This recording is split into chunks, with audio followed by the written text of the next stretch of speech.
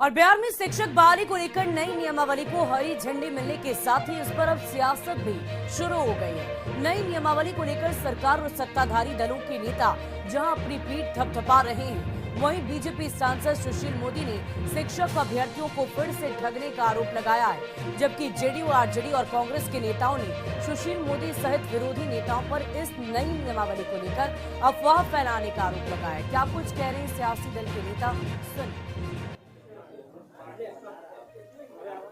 तमाम मीडिया के साथियों, आज हम आप तमाम लोगों को आमंत्रण करके बिहार राज्य विद्यालय अध्यापक नियुक्ति नियमावली जो 2023 में बना है उसको वापस लेने के लिए राज्य सरकार से मांग करते हैं।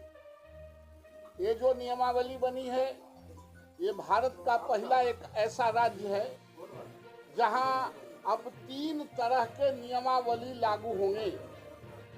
पहला, जो पूर्णकालिक शिक्षक पहले से हैं उनका एक नियमावली। दूसरा, जो नियोजित शिक्षक हैं खंड खंड में जो बांट के नीतीश कुमार की सरकार ने किया था वो। तीसरा, जो टीईटी और एसटीईटी के नाम पर जो परीक्षा ली गई थी आवेदकों से शिक्षक बनाने के लिए, उसको निरस्त करके अब बिहार पब्लिक सर्विस कमीशन को ये नियुक्ति की बात करते हैं। 2-3 सवाल उठता है साथी। नीतीश कुमार जी क्यों घोर अत्याचार और अनर्थ करना चाहते हैं गांव, गरीब, किसान और मजदूरों, लाचारों के बच्चों के पढ़ने वाले स्कूल और स्कूल के शिक्षकों पर? ये इसलिए कर रहे हैं कि साइकिल और पोशाक का रेवड़ी बांट के लोकतंत्र में लोगों को प्रभावित करके वोट लेना चाहते हैं। वैसे नीतीश कुमार जी के जनाधार खत्म हो गए हैं। आप जब बिहार पब्लिक सर्विस कमीशन से ही अगर आपको नियुक्ति करना था तो आप पुराने जितने आपने नियमावली बनाया था उसको आप निरस्त करके उनके कुछ चीजों को आप ओन करते, जो परंपरागत यही होता है। आप नियोजित शिक्षकों को एक साथ यह कह रहे हैं कि आप भी बिहार पब्लिक सर्विस कमीशन में परीक्षा दे सकते हैं। 17 साल, 16 साल, 15 साल और 18 साल से जो शिक्षक बच्चों को पढ़ा रहे हैं वो जब जाएंगे बिहार पब्लिक सर्विस कमीशन में परीक्षा देने के लिए, उनके 17 साल के जो वरीयता है, जो अनुभव है, उस गौण हो जाएंगे।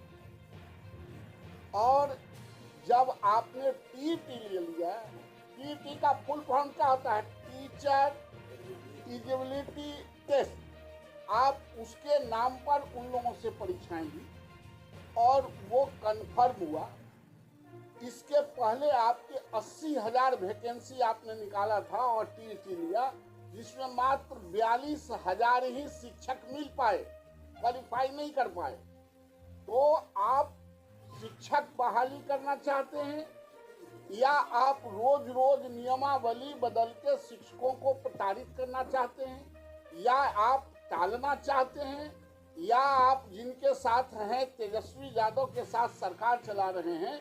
तेजस्वी यादव जी ने कहा था कि हम 10 लाख लोगों को, नौजवानों को रोजगार देंगे फर्स्ट कैबिनेट में। उसको डिरेल करने के लिए, उसको धत्ता बताने के लिए, उसको अपमानित करने के लिए और यह साबित करने के लिए कि तुम्हारी कोई हैसियत आरजेडी के लोगों को नहीं है, इसलिए आपने ऐसा किया। आरजेडी के लोगों ने घोषणा पत्र में शामिल किया था कि हम आपको पूर्णकालिक शिक्षक मानेंगे, राज्यकर्मी के दर्जा देंगे, पुराना पेंशन देंगे, समान काम का समान वेतन देंगे। तो आप जब अनुदान पर ही नीतीश जी चल रहे हैं, अनुदानित मुख्यमंत्री हैं, दया के पात्र मुख्यमंत्री हैं, किसी से आप जहां रहेंगे नीतीश कुमार जी वो दया के पात्र में ही रहेंगे। उनकी अपनी हैसियत नहीं है। जिसे एक लंगड़ा को लाठी के सहारे चाहिए, उसी तरह इस चीफ मिनिस्टर को किसी न किसी पार्टी के सहारे चाहिए। तो आप इस तरह के इस्तेमाल करके आप बीपीएससी से नहीं यूपीएससी से ले, राज्य सरकारें कानून बनाती है, कौन मना करता है। लेकिन जब आप परीक्षा ले लिया टीईटी एससीईटी, तो उसके बाद आप बीपीएससी में भेज रहे हैं, बिहार पब्लिक सर्विस कमीशन में, इसका मतलब डिनायर दे रहे हैं। जरूरत आज शिक्षकों का है स्कूलों में, अब साल 2 साल आप लेट करना चाहते हैं, आप इसको धत्ता बताना चाहते हैं। और पता नहीं राज्य सरकार को और नीतीश कुमार जी को शिक्षकों से क्या एलर्जी है, शिक्षा से क्या एलर्जी है। आप प्राइमरी से लेकर सेकेंडरी तक, +2 तक और कॉलेज में भी देखेंगे, विश्वविद्यालयों में आज बिहार के बच्चे वही पढ़ रहे हैं जो लाचार के बच्चे हैं, जो गरीब के बच्चे हैं, जो गांव के बच्चे हैं, जो किसान के बच्चे हैं। एक भी संपन्न परिवार के बच्चे नहीं पढ़ते हैं और उसका नाजायज फायदा सरकार और अधिकारी मिलकर उठा रहे हैं। कोई अधिकारियों के बच्चे, राजनेताओं के बच्चे नहीं पढ़ते हैं। इसलिए ये शिक्षा में रोज और शिक्षक पर रोज प्रयोग करते हैं, प्रयोग के नाम पर, ये सहयोग के नाम पर प्रयोग करते हैं और प्रयोग के नाम पर अपने पावर का दुरुपयोग करते हैं और प्रताड़ित करते हैं। इसलिए मैं तमाम शिक्षकों से आह्वान करता हूं, वैसे शिक्षक जो टीईटी पास करके और जिनको 5 बार 7 बार राज्य सरकार ने कहा कि हम आपका मेरिट बना रहे हैं, हम आपको फलना दिन नियुक्ति करेंगे, आपको आगे नियुक्ति करेंगे, और उसके बाद बिहार पब्लिक सर्विस कमीशन को भेजना एक घोर अनर्थ है। शिक्षक जहां हो तब तक संघर्ष करते रहे नीतीश कुमार के खिलाफ, जहां कहीं भी हो, स्कूल में हो, कॉलेज में हो, घर पर हो, चौराहे पर हो, जहां हो वहीं से इनके खिलाफ बगावत की आवाज बुलंद करनी है। तब तक जब तक इस नियमावली को वो शिथिल नहीं कर दें, वापिस नहीं ले लें, तब तक इनको ईंट से ईंट बजाते रहना है। इस सरकार को बता देना है कि इस लोकतंत्र में जो गरीब के बच्चों को पढ़ा के 21वीं सदी के लिए तैयार करता है, वो इस तरह के पाखंड निर्मित करने वाले सरकार के मुखिया को हमारे शिक्षक पढ़ाने के लिए तैनात और तैयार रहेंगे। इनको इतना बेहतर पढ़ा देना है कि राजनीति में ये जो अनुदान पर चल रहे हैं उसके लायक भी नहीं रहे। तमाम शिक्षकों से, बिहार के तमाम शिक्षकों से इस घोर अनर्थ के खिलाफ नियोजित शिक्षकों से मैं आह्वान करता हूं। और ये जो विद्यार्थी जो इसमें जिनके नियुक्ति 7वें चरण में होना था, जो परीक्षा देकर टीईटी पास किया है, उनकी बहाली हो, यह मैं राज्य सरकार से मांग करता हूँ। मुलाकात करेंगे, बात करेंगे, पत्र भी लिखेंगे। सीएम आ रहे, लड़का खिलावल हो गया का? तो बच्चा खिलाने गए थे। बात नहीं होगी, संघर्ष होगी, बात नहीं करना है, बात उनको स्वयं बात आगे बढ़ाना है। हमारे शिक्षक भूल नहीं जाए, इनको ईंट से ईंट बजा के ये 5,000 से 50,000 पर आए हैं और फिर इनको ईंट से ईंट बजा देगी हमारे शिक्षक। इनको भ्रम में नहीं रहना चाहिए। जहां 5 लाख और 7 लाख परिवार सड़क पर खड़ा रहेगा, कोई भी लोकतांत्रिक सरकार आंख मूंद के नहीं चल सकता है। वो तो अच्छा बताइए, जिसको खुद चलने के लिए लंगड़ा आदमी को लाठी की जरूरत है, वो क्या लीडरशिप देंगे? नीतीश कुमार यूपीए में नहीं थे, बाकी तो सब लोग यूपीए के साथ ही थे, तो ये अपना एप्लीकेशन लेके गए हैं कि सोनिया जी, खड़गे जी, राहुल जी, हमारा भी एप्लीकेशन ले लीजिए, निवेदन पत्र, और हमको भी उसमें शामिल कर लीजिए। नीतीश कुमार जी पर कोई भारत की राजनीति में और बिहार की राजनीति में उनका जो राजनीतिक चरित्र है, उसमें कोई उन पर यकीन करेगा क्या? कल इधर, परसों उधर, तरसों उधर, परसों इधर। इसलिए जिसके पास राजनीतिक चरित्र नहीं है, उस पर कोई बिलीव नहीं करता है, विश्वास नहीं करता है। हाँ, शामिल तो थे ही, लेकिन शिक्षा विभाग आज तो आरजेडी के पास भी है।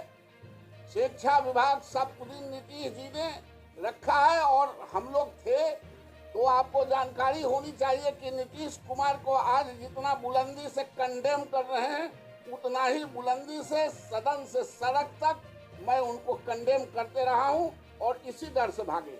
महागठबंधन कह रही है कि मेरिट वाले अब शिक्षक आएंगे, पहले सर मेरिट वाले नहीं थे, वो घूस देकर भी आ जाते हैं, अब मेरिट वाले वो तमाम देते हैं। ये जो पहले परीक्षा लिए थे, दक्षता परीक्षा लिए थे, उसमें सब नीतीश जी सबसे घूस लिए थे। नीतीश जी घूसखोर है, क्या कहना चाहते हैं ये आरजेडी के लोग कि नीतीश जी घूसखोर हैं, करप्ट हैं? अरे उन्होंने ही परीक्षा लिया, दस्ता परीक्षा लिया है, टीईटी लिया है, एसटी लिया है, और अब आप कह रहे हैं कि घूस दे क्या है? तुम तो नीतीश जी के यहाँ ना पॉकेट में घूस जा रहा हो। घूसखोर की सरकार होगी या नीतीश जी घूसखोर होंगे, करप्ट होंगे? हम लोग तो हमेशा उनका विरोध करते रहे, हम थे इसीलिए इतने लोगों की बहाली हो गई थी। आज हम नहीं है तो कहाँ हो रही है? मेरिट वाले नहीं लोग थे तो जो बिहार में टॉप कर रहा है वो किसी नेता के घर वाले पिताजी पढ़ा रहे हैं क्या? कि कहाँ से पढ़ रहा है? इतना टाइमली रिजल्ट कौन करा रहा है? कि शिक्षक करा रहे हैं? जब कुछ है नहीं करता है तो जनगणना मनगणना में कैसे लगा देते हैं? इसलिए ये बकवास की बात है। शिक्षक शिक्षक हैं, पढ़ाने वाले लोग हैं।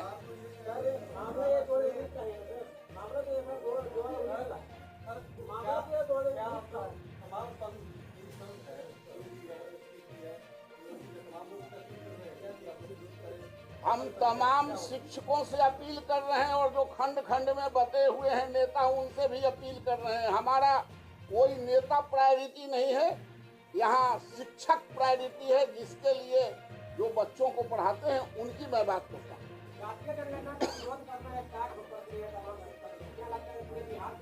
नहीं, जातीय जनगणना का शिक्षक विरोध नहीं करते हैं, उनसे आप दबाव देके आप काम लीजिएगा और उनको एलिमिनेट कीजिएगा, उसका विरोध कर रहे हैं। इसको ट्विस्ट करने की जरूरत नहीं है।